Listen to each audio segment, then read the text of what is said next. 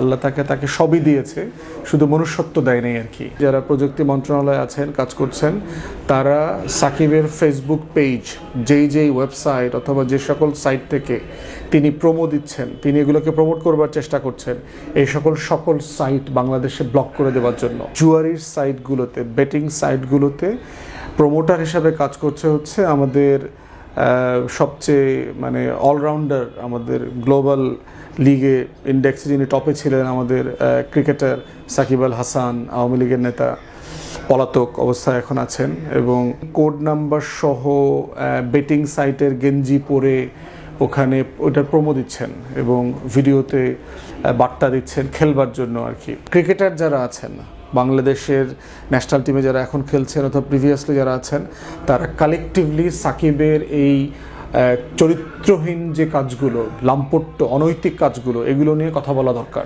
বাংলাদেশের জুয়া খেলাটা অনলাইনে খুবই বিশ্রী আকার ধারণ করেছে। আমরা যখন নির্বাচনী প্রচারণা করছি, আমার ইলেকশন ক্যাম্পেইনে গত বছরে এবং পুরো সময়টা জুড়ে গ্রামে গঞ্জে যে ঘুরে বেরিয়েছি, একদম সেই প্রত্যন্ত চরের ভিতরে বিদ্যুৎ থাকে না, এরকম অঞ্চলগুলোতেও এই 4 জন 5 জন 10 জন ছেলে একসাথে হয়ে সন্ধ্যার পরে গোপনে এখানে সেখানে গিয়ে ওই বেটিং সাইটগুলোতে ঢুকে জুয়া খেলছে। এবং বাবা মায়েরা, শিক্ষকরা বিভিন্ন ফোরামে, বিভিন্ন সভা সেমিনারে একই কথা শুনছি যে পর্নোগ্রাফি আর হচ্ছে অনলাইন জুয়া, গ্যাম্বলিং এবং বেটিং, এটা মাত্রাতিরিক্তভাবে ছড়িয়ে পড়েছে। এর সাথে তো মাদক আছে, খুবই ভয়াবহ অবস্থা তরুণীদের, আমাদের ইয়াং জেনারেশনের। আর অনলাইন অ্যাভেলেবল হয়ে যাওয়ার কারণে একটা ডিভাইস দিয়ে 4-5 জন খেলে। আবার বিভিন্ন পাড়ায় মহল্লায় দেখেছি একসাথে লাইন ধরে বসে গ্রুপ করে অনলাইনে বেটিং, অনলাইনে কম্পিটিশনে যাচ্ছে, ভিডিও গেমস খেলতেছে, টাকার বিনিময়ে এগুলো করছে। এবং এইটা যে একটা সোশ্যালি একটা বিশ্রী আকার ধারণ করছে, বাংলাদেশ রাষ্ট্র সরকার খুব বেশি নজর আছে বলে মনে হচ্ছে না। যদিও রিসেন্টলি আমরা দেখলাম যে এটা অন্তর্বর্তীকালীন সরকারের থেকেই এই আলোচনাটা ছিল, জুয়া প্রতিরোধ আইন যেটা 1867 ছিল, সেখান থেকে এটা বাড়িয়ে 2026 সালে নতুন আইন করা হয়েছে সম্প্রতি। এছাড়াও সাইবার সিকিউরিটি আইন এবং অন্যান্য অনেকগুলো আইনেও এই বেটিং রিলেটেড কিছু প্রভিশনস আছে। এইটার সাথে সবচেয়ে গুরুত্বপূর্ণ অনুষঙ্গ যেটা হয়েছে সেটা হচ্ছে, আমরা দেখেছি বিভিন্ন সময় মডেল, তথাকথিত উঠতি, তৃতীয়, থার্ড রেটেড, ফোর্থ গ্রেডেড নায়ক নায়িকা, গায়ক গায়িকারাও এইসব জায়গাতে বিজ্ঞাপন দেয়। সবচেয়ে প্রমিনেন্ট ফেস যেটা, যে বাংলাদেশে এই যে জুয়ারির সাইটগুলোতে, বেটিং সাইটগুলোতে প্রমোটার হিসাবে কাজ করছে হচ্ছে আমাদের সবচেয়ে অলরাউন্ডার, আমাদের গ্লোবাল লিগে ইন্ডেক্সে যিনি টপে ছিলেন, আমাদের ক্রিকেটার সাকিব আল হাসান, আওয়ামী লীগের নেতা, পলাতক অবস্থায় এখন আছেন। এবং সম্প্রতি গত 1-2 দিনের ভিতরে দেখলাম যে তিনি এখন শ্রীলঙ্কাতে খেলতে গেছেন, ওখানকার যে প্রিমিয়ার লিগ আছে সেখানে ক্লাবের হয়ে। তো ওখানে তিনি কোড নাম্বার সহ বেটিং সাইটের গেঞ্জি পরে ওখানে ওইটার প্রোমো দিচ্ছেন এবং ভিডিওতে বার্তা দিচ্ছেন খেলবার জন্য আর কি। এইটা তো জাতির জন্য খুবই লজ্জাজনক। কিন্তু ওই যে সাকিব আল হাসানের ব্যাপারে আমরা তো প্রচুর শুনেছি যে আল্লাহ তাকে সবই দিয়েছে, শুধু মনুষ্যত্ব দেয় নাই আর কি। তার বাড়ি গাড়ি, অর্থ সম্পদ, কোনো কিছুর তো ঘাটতি নাই। এত অল্প বয়সে সে যা পেয়েছে এই দেশ থেকে, এবং খুবই প্রান্তিক একটা অভাবী গরিব পরিবারের ছেলে, ওই জায়গা থেকে উঠে এসে সে বাংলাদেশের অন্যতম ধনী ব্যক্তির মধ্যে পরিণত হয়েছে। শত শত কোটি টাকার মালিক তো বটেই, কেউ বলেন যে সে হাজার হাজার কোটি টাকার মালিক। এর ভিতরে যত দুষ্টামি আছে সব দুষ্টামিগুলো সে করেন। যদিও তার বিরুদ্ধে হত্যা মামলা যেগুলো দেওয়া হয়েছে এগুলোর আমি প্রতিবাদ করেছি, মিরপুর থেকে শুরু করে যাত্রাবাড়িতে, বিভিন্ন জায়গায় জুলাইতে যে হত্যা মামলাগুলো সাকিবের বিরুদ্ধে অথবা মাশরাফির বিরুদ্ধে দেওয়া হয়েছে, এগুলো খুবই অন্যায় কাজ হয়েছে। এগুলো কোনো কিছুর সাথে আসলে তারা জড়িত না।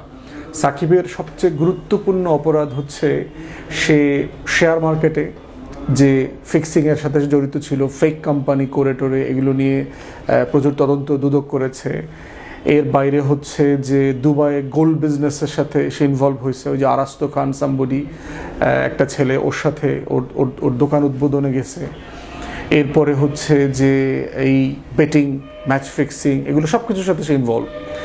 নৈতিকতার জায়গায় মোস্ট মোরালি করাপ্ট একটা ছেলে। এবং সে নিয়মিতভাবে এই জুয়ার জন্য, বেটিং সাইটের জন্য কন্টিনিউয়াসলি প্রমোট দিচ্ছে, এবং যার অধিকাংশ ভক্ত শ্রেণী তো বাংলাদেশিরা, লক্ষ লক্ষ ছেলেমেয়েরা এটা দ্বারা ইনফ্লুয়েসড হচ্ছে।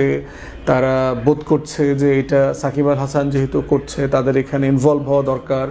গ্রামে গঞ্জে তৃণমূলে মানুষ ফকির হয়ে যাচ্ছে, এবং এটার সাথে যারা জড়িত তারা চুরি ছিনতাইয়ের সাথে ইনভলভ হচ্ছে, এটা টাকা জোগাড় করবার জন্য, বেটিং সাইটে অংশগ্রহণ করবার জন্য। এর বাইরে হচ্ছে চুরি ছিনতাইয়ের সাথে সাথে মাদকের সাথে ইনভলভ হয়ে যাবে। এইটার সাথে সাথে হচ্ছে যে ব্যবসার সাথে ইনভলভ হবে, যত অবৈধ ব্যবসা আছে, মানে সবগুলো মিলে কিন্তু একটা কানেক্টেড প্যাকেজ আর কি। যে বেটিং সাইট বলেন, গ্যাম্বলিং বলেন, অনলাইন জুয়া বলেন, এরপরে হচ্ছে মাদক বলেন, এই সব কিছু, এবং এর সাথে সাথে কিন্তু ফ্যামিলি রিলেশনশিপ সব কিছুতে এটার একটা প্রভাব পড়বে আর কি। তো এই জন্য হচ্ছে যে এটা খুবই দুঃখজনক।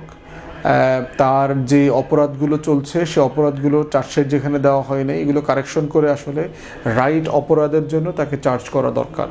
যে বাংলাদেশের আমাদের পুরো জাতীয় মোরাল ডেপ্রাভেশনের জন্য তাকে দায়ী করা দরকার, সে যে কাজগুলো করেছে। এরপরে তো ক্রিকেটার থাকা অবস্থায় আওয়ামী লীগের হয়ে নির্বাচন করা, it's serious conflict of interest. একটা জাতীয় দলের প্লেয়ার হয়ে আওয়ামী লীগের দালালি করা, এমপি হওয়া, যেগুলো আসলে যায় না, সে কোনোভাবে এটা করতে পারে না। এটা খুবই অন্যায় কাজ করেছে। তাই আমি বিটিআরসি থেকে শুরু করে যারা বাংলাদেশে যারা এই সাইটগুলো অবজার্ভ করবার যাদের দায়িত্ব আছে, টেলিকমিউনিকেশন আইন মোতাবেক অথবা অনলাইন ভেটিংয়ের রেসপন্সিবিলিটি যাদের আছে, তাদের সিরিয়াসলি এটার ব্যাপারে ভয়েস রেজ করা দরকার। ক্রিকেটার যারা আছেন বাংলাদেশের ন্যাশনাল টিমে যারা এখন খেলছেন অথবা প্রিভিয়াসলি যারা আছেন, তারা কালেকটিভলি সাকিবের এই চরিত্রহীন যে কাজগুলো, লাম্পট্য অনৈতিক কাজগুলো, এগুলো নিয়ে কথা বলা দরকার। তার ক্রিকেটের যে স্পেশালাইজেশন সেটা অন্য আলোচনা, ওই বিষয়ে আমাদের কোনো সন্দেহ নাই। সে অত্যন্ত ভালো আন্তর্জাতিক মানের ক্রিকেটার, কিন্তু বাকি যে কাজগুলো সে করছে জাতির নৈতিকতা নষ্ট করবার জন্য, তরুণদেরকে নষ্ট করবার জন্য, আমাদের সামাজিক, পারিবারিক, ধর্মীয় মূল্যবোধ নষ্ট করবার জন্য, এগুলোর ব্যাপারে আমাদের কালেকটিভলি আওয়াজ তোলা দরকার। এরপরে হচ্ছে আমরা রেগুলেটরি বডিকে বলছি, যারা প্রযুক্তি মন্ত্রণালয়ে আছেন, কাজ করছেন, তারা সাকিবের ফেসবুক পেজ, যেই ওয়েবসাইট অথবা যে সকল সাইট থেকে তিনি প্রোমো দিচ্ছেন, তিনি এগুলোকে প্রমোট করবার চেষ্টা করছেন, এই সকল সাইট বাংলাদেশে ব্লক করে দেওয়ার জন্য।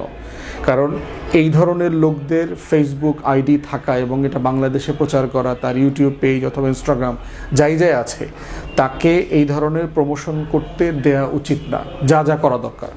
এরপরে হচ্ছে নতুন আইন যেটা আছে, সেই আইনের মধ্যে যারা ডিপার্টমেন্ট আছেন, প্রসিকিউটররা যারা আছেন, তাদের এটা খতিয়ে দেখা দরকার যে তার এই কাজগুলোর মধ্যে ফৌজদারি অপরাধ কিভাবে সংগঠিত হয়েছে। তিনি, আমরা ধারণা করছি, হয়তো বাংলাদেশি নাগরিক এখনও আছেন অথবা আমেরিকান হয়ে গেছেন, হোয়াটএভার, তার এই জায়গাতে ফৌজদারি অপরাধের মুখোমুখি কিভাবে করা যায়, এগুলো খতিয়ে দেখাটা খুব জরুরি হয়ে গেছে। এবং আমরা আলেম ওলামায়ে কেরামদের বলবো, শিক্ষকদেরকে বলবো, বাবা মাদেরকে বলবো, অভিভাবকদেরকে বলবো, সমাজের মুরব্বীদেরকে বলবো, জনপ্রতিনিধিদেরকে বলবো, দয়া করে কালেকটিভলি আপনারা সবাই মিলে ওয়াজ, নসিহত, ক্লাসে কথা বলা, পাঠদানে, সব জায়গাতে কালেকটিভলি এটা নিয়ে ভয়েস রেজ করা। কারণ একটা নেশনের তরুণদেরকে নষ্ট করে দিতে পারলে কিন্তু এই জাতীয় চরিত্র তৈরি হবে না। যে ধরনের লড়াইয়ের মধ্য দিয়ে আমরা যে আমাদের সামাজিক মূল্যবোধ ধরে রাখতে চাই, সেটা ফিরে পাওয়া যাবে না। তো আসেন সবাই মিলে এই লাম্পট্যপনার বিরুদ্ধে আমরা আমাদের ভয়েস রেজ করি এবং কথা বলি। প্রবাসীদের জন্য নির্মাণ হচ্ছে দেশের প্রথম স্মার্ট সিটি, যেখানে থাকছে স্কুল, মসজিদ, হাসপাতাল, সুইমিং পুল, হেলিপ্যাড, পাঠাগার, জিম, সুপারমার্কেট, শিশু পার্ক সহ সকল নাগরিক সুবিধা। মাত্র 30 লাখ টাকা বিনিয়োগে মিলছে আকর্ষণীয় ফ্ল্যাট। প্লাটিনাম ইনভেস্টরদের জন্য ঢাকা বিমানবন্দরে ভিআইপি প্রোটোকল সুবিধা। বিস্তারিত জানতে যোগাযোগ করুন স্ক্রিনে দেয়া হোয়াটসঅ্যাপ অথবা ইমো নাম্বারে।